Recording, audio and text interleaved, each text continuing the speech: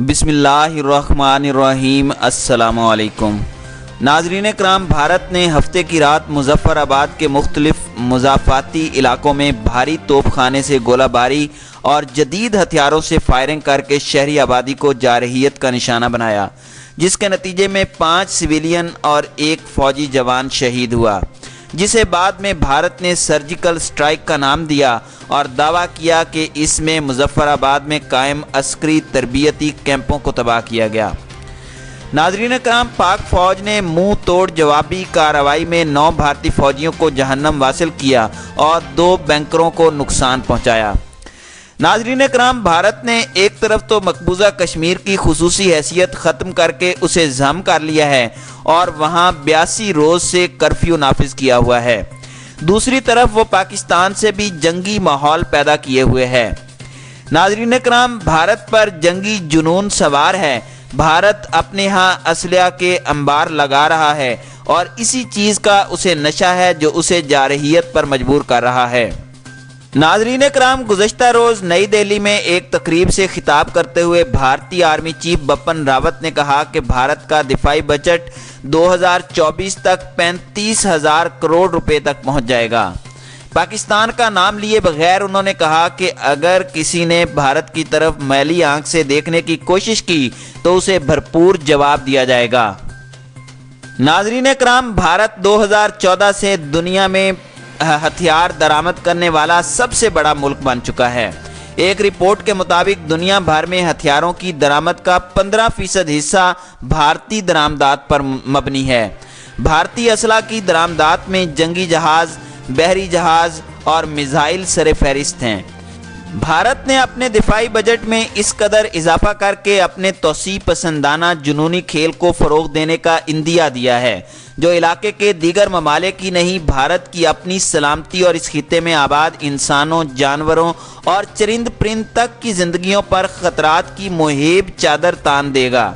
اس کے دفاعی اخراجات اور ہر قسم کے جدید اور روایتی اسلحہ کے ڈھیر لگانے اور امریکی تعاون سے ملک کے اندر ہی اسلحہ ساز فیکٹریاں بنانے کی منصوبہ بندی سے پہلے ہی علاقائی امن اور سلامتی کو سنگین خطرات لاحق ہو چکے ہیں۔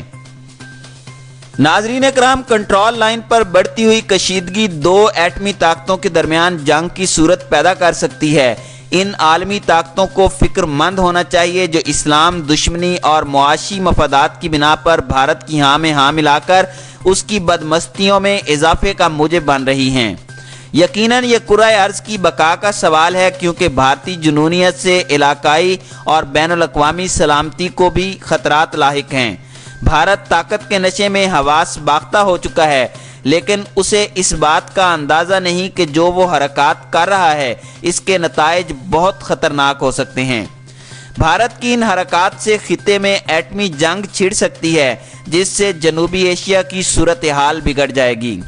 دنیا کے سب سے زیادہ آبادی والے خطے میں ایٹمی جنگ کا خطرہ عالمی طاقتوں کے لیے لمحہ فکریہ ہونا چاہیے، کیونکہ کنٹرول لائن پر بھارتی سیکیورٹی فورسز کی گولہ باری کے نتیجے میں صورتحال تشویشناک ہو سکتی ہے، اور اگر جنگ کی کوئی چنگاری بھڑک اٹھی تو اس سے پیدا ہونے والے شعلے بڑے پیمانے پر تباہی پھیلانے کا باعث بنیں گے۔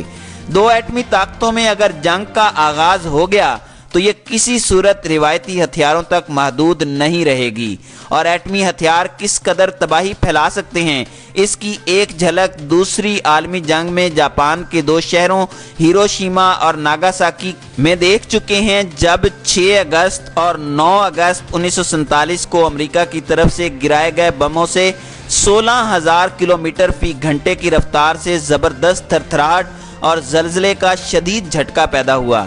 صرف 1 سیکنڈ کے 1000ویں حصے میں شدید آگ کا ایک گولہ نمودار ہوا، جس کا اندرونی درجہ حرارت 3 لاکھ درجے فارنہائٹ تھا۔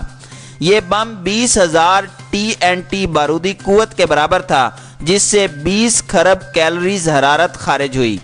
ایٹمی دھماکے کے بعد بلڈنگیں، درخت، چرند پرند، گاڑیاں، مشینیں، ریلوے لائنیں سب آگ کا راکھ بن گئیں۔ دھماکے کے بعد انتہائی تابکار شعاعیں کئی کلومیٹر کے علاقے میں پھیل گئیں۔ ہر قسم کی خوراک اور پانی زہریلا ہو گیا۔ دریاؤں کا پانی اور پہاڑوں کی مٹی بخارات اور دھواں بن کر اڑ گئے۔ नाज़रीन कराम, ये तो पुराने वक्त के बम थे, जबकि आज पाकिस्तान और हिंदुस्तान के पास अमेरिका की तरफ से फेंके गए बमों से 100 गुना ज़्यादा ताकतवर बम और एटमी वार हेड को ले जाने वाले मिसाइल हैं, जो एक बटन दबाने पर दोनों मुल्कों में ऐसी तबाही लेके आएंगे जिसके नतीजे में 15 करोड़ अफराद 15 मिनटों में लुकमा अजल बन जाएंगे। ओज़ोन लहर शदीद मुतासिर हो जाएगी और इस न्यूक्लियर जंग में बच जाने वाले बाकी मांदा अफराद की अक्सरियत कई सालों तक कैंसर और दूसरी मोहलक बीमारियों का शिकार हो जाएगी। नाज़रीन कराम, इस जंग से सिर्फ बरे सगीर ही मुतासिर नहीं होगा, बल्कि पूरी दुनिया को एटमी ताबकारी का सामना करना पड़ेगा। इस तबाही से बचने का एक ही तरीका है कि दोनों मुल्कों में कशीदगी के खात्मे के लिए कोशिशें की जानी चाहिए। पाक भारत के दरमियान मसला कश्मीर बुनियादी तनाज़ा है जो हर सूरत में हल होना चाहिए। जब तक ये हल नहीं होता, इस खित्ते में अमन नहीं पैदा हो सकता। नाज़रीन कराम, एशिया में नई दिल्ली की भारतीय पॉलिसी दरअसल हिंदुस्तान इत्तेकाज़ी पॉलिसी है। हालांकि हिंदुस्तान नाम की कोई चीज़ ही नहीं है, बल्कि भारत के मुतअद्दिद सूबों के अंदर ऐसे मराकज़ मौजूद हैं जहां अलहदगी पसंदाना अनासिर परवरिश पा रहे हैं, जिनका बनज़रे गायर मुतालिया किया जाए तो मालूम होता है कि वाहिद भारतीय कौम का कोई वजूद नहीं है, ना ही किसी वाहिद कौम का वजूद भारत की कदीम तारीख में मिलता है। नाज़रीन कराम, ये एक बिखरा हुआ खित्ता है जिसे मुसलमानों और उनके बाद अंग्रेज़ों ने अपनी ज़रूरत के तहत मुत्तहिद किया, और ये उन्हीं के मरहून मन्नत है कि आज ये खित्ता एक मुल्क इंडिया की सूरत में नक्शे पर मौजूद है। नाज़रीन कराम, भारतीय हुक्मरानों के जहन में शुरू से ही न सिर्फ खित्ते की बड़ी ताकत बनने का खबत समाया हुआ है, बल्कि वो इस पूरे खित्ते में एक एटमी सुपर पावर बनने का ख्वाह हैं, जो चीन, पाकिस्तान और इलाके के छोटे मुल्कों के अलावा खलीजी ममालिक पर अपनी कुव्वत का परचम लहरा सके।